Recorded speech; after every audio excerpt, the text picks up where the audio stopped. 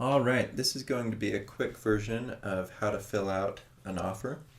There's a much longer version that's way more detailed and includes more addenda also available, but this one's just going to be a quick one. Maybe you've already done it before and you just need a refresher. So obviously to find the forms, you go to Forms Library. And once you are there, you're going to select Real Estate Purchase Contract. And usually it's going to be just the real estate purchase contract. You're not going to be doing land today. That's a whole different situation, so we're just going to stick with the real estate purchase contract this time. And obviously sometimes it's a little hard to find. So right here, real estate purchase contract, I'm going to hit the plus button because I want to add a closing costs addendum. Now remember, if you can't find an addendum, you can start typing it in here and it will show up. So we got our two forms here. In the longer version, we're going to go over way more forms, but for this one, we're going to keep it simple. Hit Create Packet, and now you're filling out the contract. So to start out, I always recommend you autofill. This will be really helpful. I'll show you why as we go down. But you just put your MLS number here, you hit Load. Once you hit Load and see all the data here, go ahead and hit Fill/Update Fields.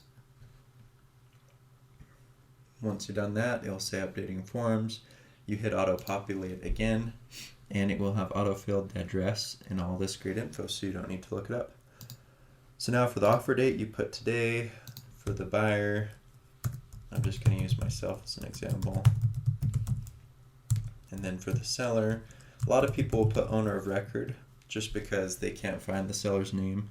I recommend looking it up on tax ID, or hopefully the listing agent has listed it on the agent full report, so check there if you need to. I'm going to put $5,000 here, and it's usually in the form of a check. So you got all those filled out.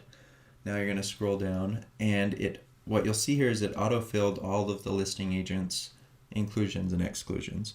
So you want to pay close attention to this, because if your buyer wants one of these things, you're going to want to move it over. So I'm going to move hot tub over to right here. Now it becomes an inclusion. Check the box for others, so all these things are legitimate. And maybe you're okay with not having these things, so you'll leave those in exclusions. So moving down, you're going to select a purchase price, and then you're going to restate the earnest money, and then the other details here. Now the important thing is that A through E needs to total out and equal to the purchase price. So you're going to move down here and you're going to see a few different options. We're not doing additional earnest money this time, so that goes blank. New loan. Let's go ahead and say they're getting a $400,000 loan on this. Now this is important. You don't need to get this number exactly right down to the dollar. It says in the fine print that this can be changed by the loan officer and the buyer. So we're just going to go ahead and more or less guess that he's going to get a $400,000 loan. Now, because $5,000 earnest money plus $400,000 is $405,000, that means the cash to close is going to be $45,000, and again, all of it totals out to $450 right there. Now here's a very important question, and you want to make sure you're 100% honest on this. Are they going to need to sell a home in order to have the funds available and the qualification to buy this home? If the answer is yes, make sure you put is. If it's no, put is not. It is not conditioned upon them selling another home. Now possession, this one's important. If you're going to allow the seller to rent back for a few days, you'll put a number of days here. But more often than not, you'll do possession upon recording. And hopefully you know this is when it actually funds and records and not the day that you sign papers.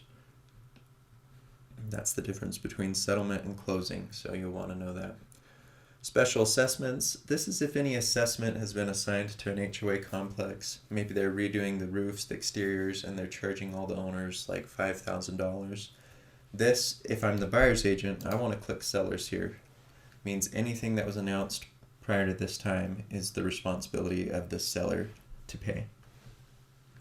Similarly down here, if there's any HOA transfer fees as the buyer's agent, I would like the seller to cover those.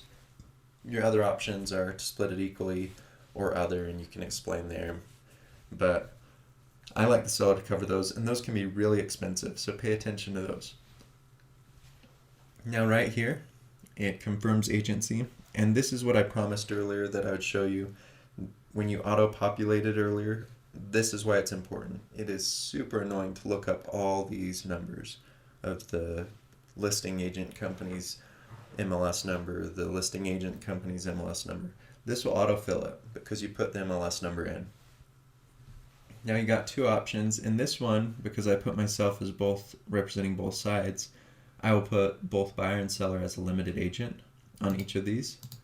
Normally you'll be offering on somebody else's listing, so you'd click these to say who represents who.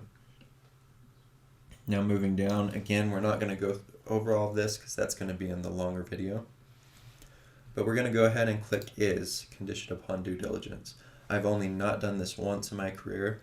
You will almost always make it conditioned on due diligence, and I recommend triple and quadruple checking that you checked that box, and the appraisal box, and the financing box before you submit an offer, just to make sure you took care of your buyer. So right here, you're saying it is conditioned upon due diligence. You're saying it is conditioned upon appraisal because they're getting a loan. And then you're saying financing is required because, again, they're getting a loan. Right here you have the option to strengthen your offer a little bit. So you're going to say that you have the right to cancel before the financing and appraisal deadline, but if you do, you're going to give up a certain amount of your earnest money.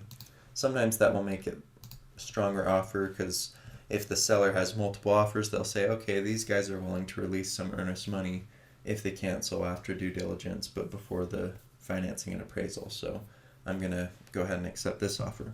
So chance to strengthen your offer, way underutilized. So pay attention to the wording, read that through, and make sure you understand it. Additional earnest money, I'm just going to say we will not deposit more. Again, that could be a way to strengthen your offer. Now, this is where you disclose which addenda you're going to use. So I'm going to say there are, we're going to do other, and put closing costs addendum right here, because that's the addendum that you're including. If you're having other addenda, then you're going to want to put it here. And in reality, because I added myself as the both sides agent, you're going to want to put a limited agency addendum here. But again, for the sake of time, we'll leave that out. So home warranty plan. You're going to want to get this included. I guarantee it to my buyers, so if I can't get it wrapped in, then I'll pay for it myself. But to do this, you say there will be a home warranty. You want the buyer to be able to choose the company. You want the buyer to be able to choose all the details about it. But you want the seller to be the one paying for it. So this last box you'll check seller. So again, there will be buyer, and then seller right here. Scrolling down now. Everybody has a different opinion on this. I would rather go to mediation before lawsuits happening, so I always click shall right here. And now the seller disclosure deadline. Usually I like to give them several days to get me the seller's disclosures. So today's the 26th of May. I'm going to go ahead and give them to the 2nd. Due diligence, it's come to be expected that it can be anywhere from 10 to 14 days. Again, if you want to strengthen your offer, you can shorten it. Just make sure your buyer has time to do an inspection and feel fully comfortable with the property. So I'm just going to put about 14 days there. Financing and appraisal, you'll want to talk to your loan officer and see how long they want. I'm just going to put a little over 3 weeks there. And then closing, again, talk to the loan officer, see what they're comfortable with. Talk to your buyer. In this, let's just say that their lease is expiring at the end of the month. So we're going to close maybe on the Thursday the 25th. It's a pretty quick close, so you want to check with the lender, but that will give them a week to move in. So pay attention to that deadline. It's super important. So now this is very important. It's an acceptance deadline. It is not a response deadline. There's no such thing as a response deadline in a purchase contract. Yes, it's polite to respond by the acceptance deadline, but this is an acceptance deadline. So you're going to put that. Traditionally, people will try to rush it, but I recommend being polite to the seller, giving them 24 hours to respond. So in this example, I just put 10 p.m. tomorrow night. And that's if they're accepting it. If they're counteroffering, this is a deadline that doesn't apply. So make sure you understand that. It's an acceptance deadline, not a response deadline. So once you're done filling out the real estate purchase contract, you're going to click Next Form.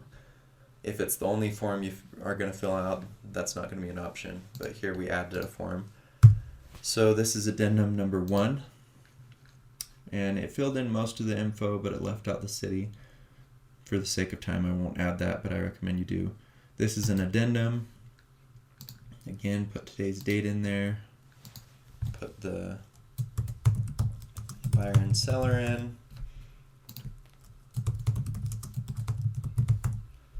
And now moving on, this is going to say how much the seller is going to contribute to closing costs. Talk to your lender, see how much they need. Talk to the buyer, see how much they can afford to do themselves. And put that number there for how much of the closing costs you want the seller to cover. Now you're going to give the seller a acceptance deadline again. I recommend always making it the same as the other acceptance deadline, so double check that. And then scrolling down, you're done. Very simple addendum there. So once you finished everything, you're going to go ahead and hit print PDF. I recommend saving it as well. So save the packet first, just in case you need to come back and make changes. Print PDF, select all of the ones that you want to be included, generate PDF, and then you'll save it to your computer. So once you're done with that, you're ready to gather signatures and submit your offer. Make sure you tune in to watch the more detailed video. It will give you the reasons why you're putting certain things in. We're going to visit a lot of different addenda in future videos, so make sure you're educated on that, and I'll see you next time.